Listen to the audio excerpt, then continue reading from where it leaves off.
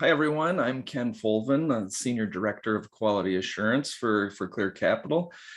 And I'm excited to kick off this webinar series, An Appraiser's Guide to Quality Appraisals.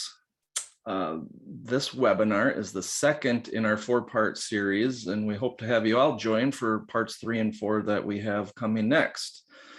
We're going to drop the registration links in the chat box. If you're interested in registering for those, please do.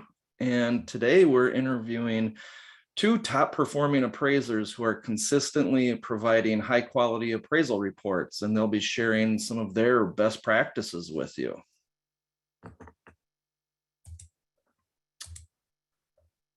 All right, so today we have Clario's own Callie Somweber out of Minnesota and Derek Mitchell from California on with us. Callie, I'll turn it over to you for an intro. Hi, thanks, Ken. My name is Callie Somweber. I'm a certified residential appraiser. I've been appraising since '99. Come from a big family of appraisers, so I've lived it and breathed it my entire life. Awesome. Derek. Hello, everybody. Thanks for having me on. My name is Derek Mitchell.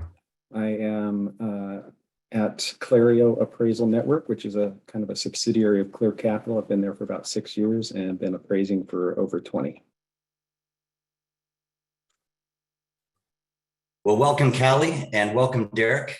I'll take the opportunity to introduce myself. My name is Todd Ewert. I'm the Appraisal Quality Assurance Trainer for Clear Capital and a certified residential appraiser. We'll kick things off by giving just kind of an overview of this webinar series, and then we'll get to it. We've got a lot to cover today. Staying connected is something that's incredibly challenging in our industry. There are a lot of lone wolves out there that might not have the benefit of a direct peer network. And so we like to do webinars and webinar series like this, just to try to stay connected and keep appraisers connected and feeling like they're part of the industry. You know, having been a lone wolf at one time myself, I know what it's like and how hard it can be to keep up with the latest industry news and industry trends and hot buttons. And so we hope that this will certainly help. And we want to encourage all of the appraisers that are affiliated with Clear Capital to, stay in touch with us and give us a call. Take advantage and tap into the hundreds of years of staff appraiser experience that we've got that for many, I'm happy to say, really do serve as an excellent peer network. We want to increase the chances of an expedited review, right? That's kind of why we're all here. The theme of this 4-part webinar series is really quality. And the faster that we can get things, in and out the door, the faster we can get you moving on to your next assignment without having to revisit your old one. So that's kind of the priority overview for this 4-part series.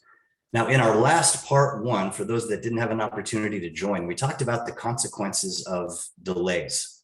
Now, at Clear Capital, we take great pride in our partnership with our field appraisers, and that we both do serve a mutual client. And if it's one thing I know about appraisers, they do care about service, as do we. And so in serving our mutual client, it's important to know the consequences of delays. If you didn't get an opportunity to catch that first webinar, I believe that the link will be in the chat. So go ahead and check that out if you get time. And finally, improve the credibility of your report and trust in our profession. Building the public trust. That's really what we're all about, right? And nothing can erode that trust, at least in terms of the readers of the report, as when there are excessive errors or omissions. And while appraisers are very conscientious about the work that they do to be sure when they put that signature on the bottom line, we want to do what we can to try to alleviate some of those mistakes. And really, that's kind of what we're here to do today, is talk about how we can keep those from happening and keep you moving. Oh, sorry, I was behind one slide there, sorry. All right, so here is where we are in our current webinar series. Like I mentioned, for those that missed the first one, you might want to check that one out. We've got the pleasure of talking with 2 of our top performers today that are going to give their insights into how they produce high volume, high quality reports. And then in episodes 3 and 4, we're really going to get more into the weeds with regard to appraisal quality. Episode number 3 is going to cover how to avoid conventional revision requests, something that I know is at the forefront of anyone doing work for Clear Capital. And week 4, or rather webinar 4, is going to be how to avoid FHA revisions and reconsiderations of value. So another topic probably at the forefront of most of our appraisal friends out there. So we look forward to seeing you at episode 3 and 4 upcoming. And with all of that out of the way, Ken, how about I kick it over to you to kick off the conversation with Callie and Derek? Yeah, sounds good. Thanks, Todd. Good recap there. So yeah, let's start off with talking about templates and technology that are used in the everyday practice by Callie and Derek. So just knowing that every subject property is different, but really success begins with a consistent approach. Callie, let's just start with you. What are some of the tools and templates that you're using that help you to produce a consistent, high quality appraisal report? Sure. I think a key is adapting and using new technology as they come available. Excuse me. So a few years ago, I switched to total mobile. Helps me in my field work exponentially, has shaved a ton of time off of my reports, just makes it a lot more convenient. Within Total, I've also personalized all my templates to different product types. So a conventional sale, an FHA sale, an FHA refi, condos, all of those different tiers of product that the lenders are looking for. I have my templates set up so that I know that I address all the points that I know that a lender might be looking for. For example, new construction, make sure I talk about all the things that are relevant to new construction. When I'm in the field, I use Kubacasa.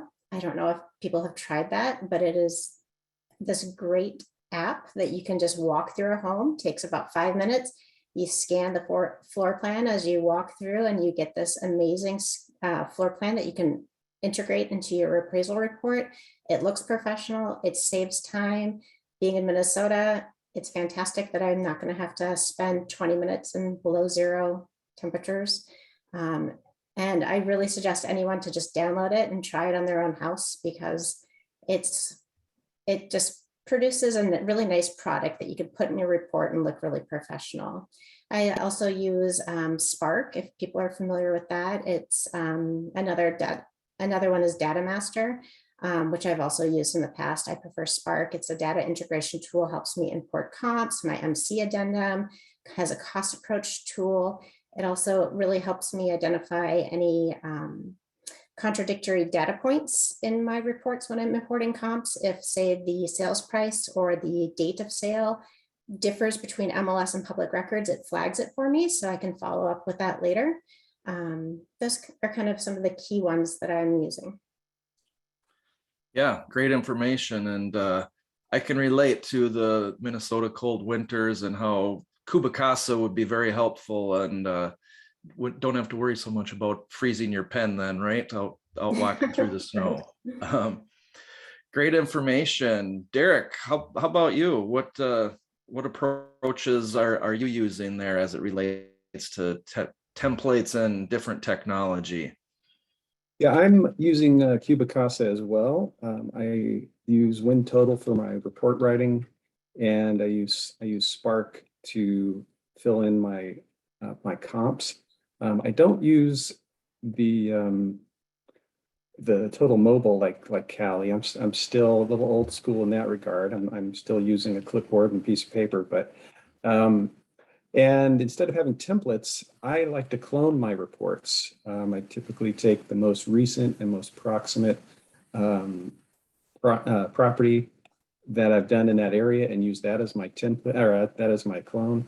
It saves me lots of time filling in the form. And I just need to make sure that I proofread very carefully so that I'm not leaving something in there that was from a prior report. So what I do is I kind of make a game out of it. You know, after I think I'm done with the report, I go back to try to find at least one item that needs to be revised. And today, before this webinar, I went back through a report and I actually found 5 items. And so that was really helpful.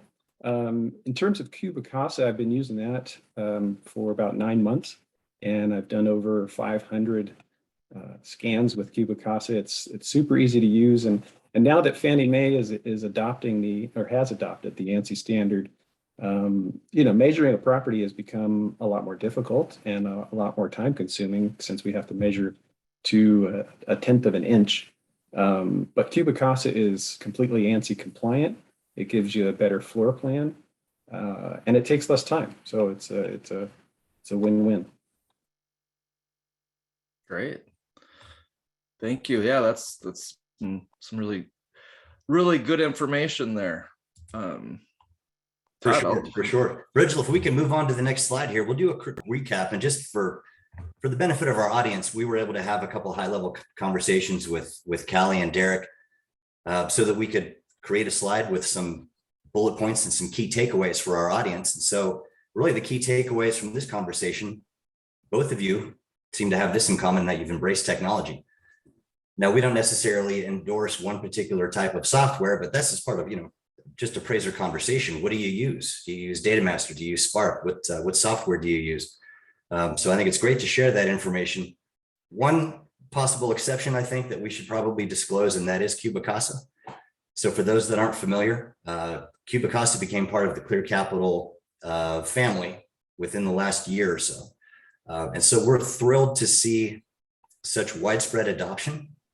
Cubicasa is the program that we use for our desktop data collection for the 1004 desktop. And I know that a lot of other AMCs have implemented for their data collections as well to help appraisers out with those. And to hear that two of our top performers have good reviews, well, we're very happy to hear that. So we want to put all of our biases out front for our audience and just acknowledge, but if you haven't had an opportunity to check out Cubicasa, maybe it's something that you could work into your rotation. Now, Callie and Derek, you've both taken a couple of different approaches here. Callie, you seem to have a template for every occasion. I do. Okay, so what some of the breakdowns did you mention, like purchase and refi? Yeah, purchase, refi, conventional versus FHA. So I make sure that all the language that FHA is looking for is in my reports. I also have condo forms and properties with accessory units. I have a template for that as well, because there's certain things that lenders are like, is it rented? Is there egress from the primary living area? All of those things. And that way I know that it's in my report and I just have to go in and complete those sections and that everything is addressed as lenders. Excellent. Now, Derek, you've taken a bit of an opposite approach here. It seems that most of your proofreading takes place on the back end. I love the fact that you make a game out of it. And Ken, I think that you'll agree with this assessment that we see a lot of revision requests due to things like errant checkboxes, public-private utilities, adverse conditions, things that are carried over from a cloned report that don't apply to the subject property. I believe it's a higher risk method, but clearly, Derek, you're having some success. So good for you for making a game out of it. And thanks. That few minutes that it takes to go back through the report, it's well worth it. It saves me a lot of revisions. Good. Well, whether it's the front end or the back end, we really appreciate your commitment to quality there. So Ken, with that, let's kick it back to you for our second topic. All right, so continuing on with the theme of efficiency and how it applies to the pre-inspection research, Derek, why don't you tell us a little bit about when it comes to an individual assignment, what are some of the steps you take in terms of the pre-inspection preparation, and how important is it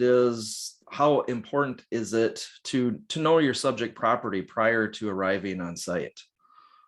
Well, that's critical. I typically will look up on MLS if the subject was recently sold, so I'll have some up-to-date information before I go out in the field. Also look it up on public records, and that way I can get all my potential comps that bracket all of the important characteristics all pulled and mapped out. I'm not sure how people map out their comps, but I print out a hard copy of a map and write them all down, and I kind of do it the old school way again with my paper and clipboard. But other more technologically savvy ways to know what's going on with your subject is looking at aerial maps and street scenes, looking for external influences, and finding sales that have similar influences. Because sometimes something shows up on an aerial map that doesn't show up when you're at the subject. For example, I had in some hilly area, I had a water tank that sat above the subject, and from the aerial map, it looked like a pretty significant adverse influence. But when you got to the property, you couldn't even see the big water tank above the property because it was blocked by trees. And so if I didn't look on the aerial map, I wouldn't have even known it was there. Yeah. Yeah, that's a big one. We see that we see a lot of revisions as it relates to aerial photos. All of our lenders, they have this access to the same information, so they're certainly pulling those views themselves and looking for things. So good tips there. Callie, how about you? Yes, I'm very similar to Derek. I look at the street views and aerial views to see if there's any adverse site conditions or anything in the area that I might need to look at, drive by, things like that. I also like to double check some of those sources that I might require a third-party inquiry, like a special assessments. Are there any special assessments? Am I going to have to call the city and find out what are the terms and conditions of the special assessment, or any zoning issues if there's atypical zoning? I like to get those out of the way, so I've already reached out to the city or the third party so that they have time to get back to me during the reporting process and not delay delivery to the client waiting for that information from a third party. I also tend to schedule via email. That's my preference, but it allows me to have a set of questions that I ask the point of contact. Has there been any remodeling to the kitchen or bathrooms? If so, when? What do you consider to be the dominant features or characteristics about the property? Is there any work that you're currently doing on the property? And that allows me to have more information about the property when I pull my comparables. And then I can also ask any follow-up questions like, okay, well, you told me you remodeled the kitchen. Can you tell me what that entails? Is it new cabinets? Is it new countertops? Is it just paint? What does that mean? And how long ago did you do it? And that way I have as much information as I can to go out to the property, and that saves me surprises when I'm at the site, and saves me from having to pull out my tablet and trying to run new comps when I'm in the field.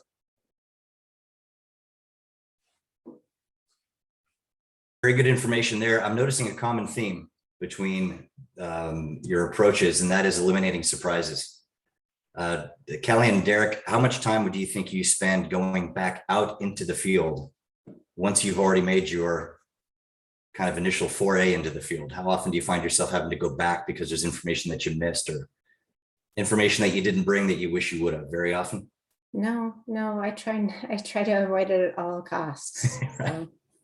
One of the most, Derek, same? Yeah. Two trips is a fail. Nicely put. One of the most time consuming, and there's not really another way to be productive while you're out there. It's not like you can type reports, at least not safely while you're driving out in the field. So great job of eliminating surprises. Now, depending on your market, Derek, I know from coming up in California, we had the benefit of some pretty good data, pretty reliable data. Callie, you put a little bit more emphasis on your pre-inspection interview. And I think that might resonate with a lot of our appraisers from around the country, say, whose territory might include a 200-year-old village in Pennsylvania, whose public records maybe haven't been updated since the 80s, right? So you want to give yourself as much of an advantage as you can. So depending on the quality of data, don't add work that isn't necessary, but certainly eliminating those surprises.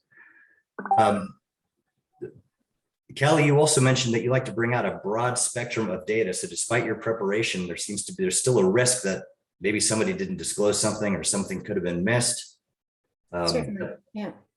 I have found over 24 years of doing this that one person's renovated is another person's updated. So when the homeowner doesn't give me as much information as I hope, I tend to pull a high-end remodel job and a lower-end remodel job and just make sure, or whatever feature or characteristics that I'm not entirely sure I'm going to find when I arrive at the property. And that way I have backups if I walk through a property and realize that when they said remodel, they meant new hardware and new paint. And then I have the comps available to me. Derek mentioned that he likes to map them out and print it out. In Total Mobile, I just go to the map program and it shows me where all my comps are. And then I can double click on it and I can pull up which comps I have. And then if there's one that I'm like, okay, well, I don't need this one now, I just skip it, but it maps it out for me and saves me a lot of time. Excellent. So we'll wrap up this part of the discussion with an issue that Derek, I know we've talked about in the past, and that is communicating issues and complexities to Clear Capital ahead of time. One of the big themes of webinar number 1 was trying to avoid delays, or at least keep everybody informed when delays exist. I know that this is a topic that you are passionate about, if one could be passionate about such a thing, about communicating issues ahead of time so it doesn't adversely affect you down the road. Right. Yeah. I will put in a request to increase the fee because it's a complex property. If it has adverse external influences or it has more acreage than typical, I'll put in a request to get compensated for that extra time and analysis and driving. Good deal. Good to keep everybody informed for sure. And it sounds like it benefits you on the back end as well. Mm-hmm. All right. Well, I think our next topic is one that is going to be of even greater interest to the audience. So Ken, I'm going to once again kick it back to you to discuss report writing itself and report content.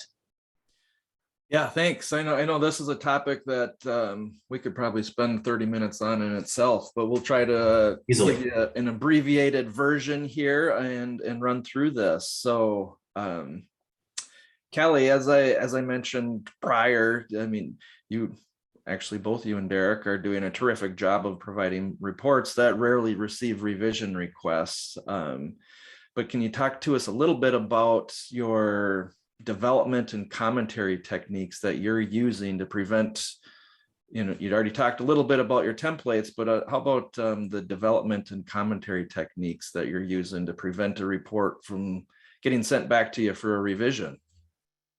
Sure. I guess I just start with the thought process that, okay, there's a purpose to this. And in 99% of my cases, it's a lending decision and it's about risk for the lender. And I try to communicate my process in my report. So whatever part of the development of the appraisal that has given me taken most of my time and energy is probably the thing that I need to address the most in the report. If there's an accessory unit or solar panels or something like that, I need to spend my time explaining what I did and how I did it and how I came to the conclusions that I did. And that brings up bracketing, which is the number one way that lenders like to see us mitigate risk. Okay, we have a high and we low, and it's really imperative that we try our hardest to bracket those salient features. First of all, identify what are the characteristics of the property that drive value in this market and for this property. And once you've identified those, do everything you can to bracket them. Go back a couple of years. If you have to, go to a different market.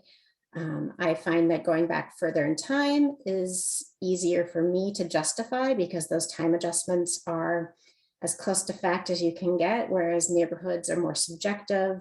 So I try to stay within my defined market area, of course. But there's times when you can't bracket, and then you have to explain what you did, why it wasn't possible to bracket that feature, what other methods you used to support the marketability, and what the impact was on value. And I always like to use age as an example in my market. Sometimes I don't adjust for age, but I make sure to communicate to the lender that most participants in my market aren't looking at age. They're looking at overall condition and effective age. And while I may not have bracketed that feature, if I included a less similar comparable to bracket a secondary feature, it wouldn't increase the credibility of my report. And I like to make sure to also point out any sales that might be in proximity to the subject property that a lender might find on a quick search, and explain why I didn't use them, why they weren't salient to the subject property, why I excluded them, especially if there's a difference between market value and contract price. I like to just take a look and say, well, contract price is this. Here are the sales that sold for that price, and here is why I did not choose to use them in my report. And I feel like that helps head off any reconsideration requests or revision requests or submission of those as for me to consider because I've already considered them. Also, just basic, I go through my report page by page before I submit it, make sure photos are there, maps are there, sketch is there. I run a spell check. I run the E&O on total. When I'm uploading, I look at all the prompts that might pop up and make sure, oh, they're asking me, did I address these issues about accessory units? Let me go look. Yep, I did. Okay, I can hit submit. So sometimes those basic things like spell check can trigger other things that you might have missed in the report and just help you provide a really well-supported, professional looking appraisal report.